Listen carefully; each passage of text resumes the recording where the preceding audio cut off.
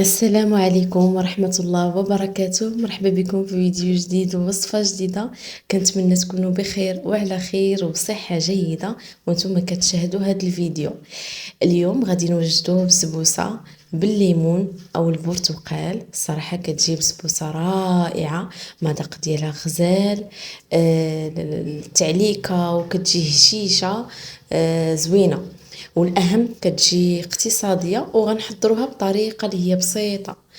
بالنسبه للمكونات، اولا كنحضروا السيرو او القطر. كنحتاجوا كاس ديال السكر، كاس ديال الماء، كنخلطوهم مزيان قبل ما نحطوهم فوق النار. كنضيفوا ايضا واحد القشور ولا قشور ديال البرتقال باش كيعطي هذيك النكهه. كنخليها فوق البوطه واحد 10 دقائق، عاد من بعد غنضيف هاد الكاس ديال الليمون اللي وريتكم. هنا راه تقريبا غلات واحد 10 ديال الدقائق. صافي هنا راه كملت ديك 10 دقائق، غنطفي ليها النار، عاد غنضيف داك الكأس ديال الليمون. صافي كنخلي هاد السيرو او القطر على جنب حتى يبرد مزيان. بالنسبة للبسبوسة كنحتاجو بيضتين يكونوا هكا بحرارة المطبخ. عندي ايضا كأس الا ربع سكر سنيدة. انا ما كنكترش فيها السكر حيت اصلا غنشربها بداك السيرو حلو. اذا بلا ما تكتروا هكا السكر في البسبوسه. صافي كنخلط مزيان حتى هكا يذوب ليا شويه داك السكر. قبصه ملح، واحد شويه ديال الملحه. عندي قشور ديال الليمونه.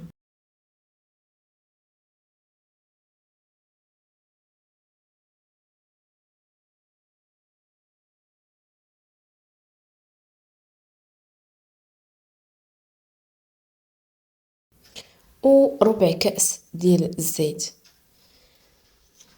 صافي كنخلط هاد المكونات مزيان.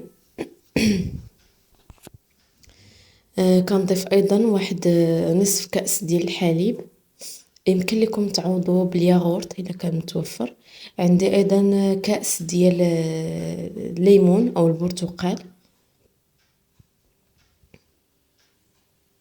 صافي هنا راه تقريبا كملت المكونات السائله. عاد غنضيف السميده. عندي هنا السميده الرقيقه الخاصه بالبسبوسه والحرشه. تقريبا كنحتاج 2 كؤوس ديال السميد.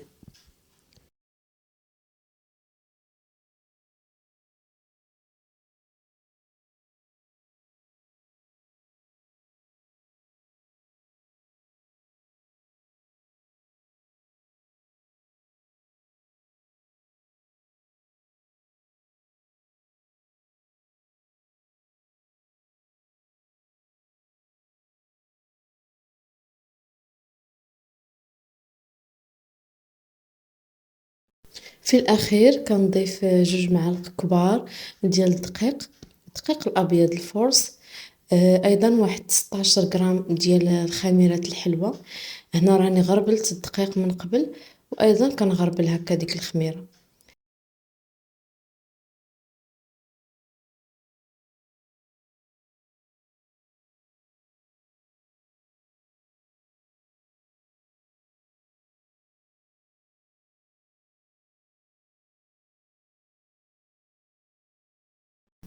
هنا كيبان لكم الخليط شويه سائل، يعني معقدش هكا كي بحال ديال الحرشه اللي كنديرو.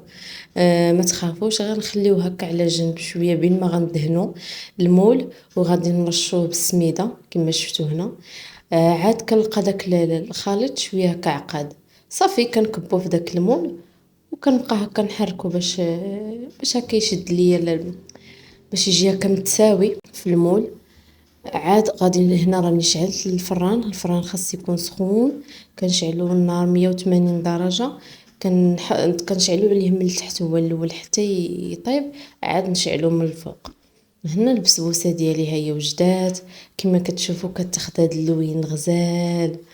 الصراحه كتجي رائعه، كتعجبني انا الصراحه البسبوسه هكا د الليمون، خصوصا في وقت الليمون دابا وقت البرتقال راه كتجي رائعه. صافي هنا راه سقيتها بداك السيرو. هنا البسبوسه راه سخونه، يلاه جبتها من الفران والسيرو صافي راه برد. صافي كيما شفتوا هنا راه كتشرب، كنخليوها هكا حتى تشرب مزيان داك السيرو. عاد غادي نزينها. انا بالنسبه ليا زينتها بشويه ديال الكوك او جوز الهند.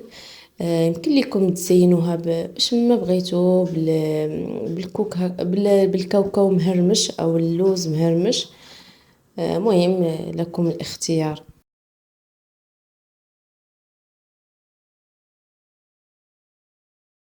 وصافي كنخليوها حتى تبرد. عاد كنقطعوها.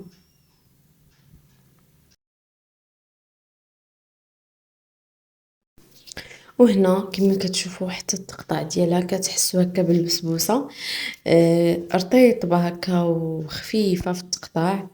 حتى داك السيرو اللي درنا ليها ديال الليمون كيعطي هكا واحد التعليكه وواحد المذاق رائع.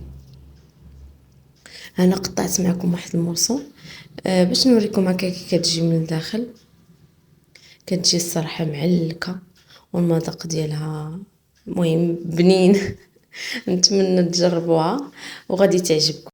وما تنسوش تشتركوا في القناة وتضغطوا على اللايك. شهية طيبة، نتلاقاو ان شاء الله في فيديو جديد.